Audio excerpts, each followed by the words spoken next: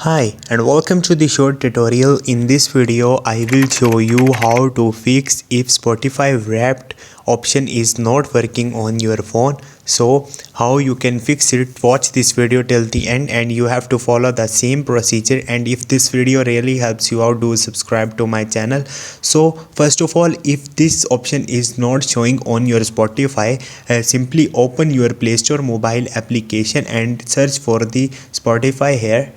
Once you will search for it, here you will see update button. So you have to update your Spotify application and open your Spotify. Maybe you will see Spotify Wrapped option, and if it's still not working after updating, simply click on the settings and go to the apps and the notification, and from here you have to search for the Spotify.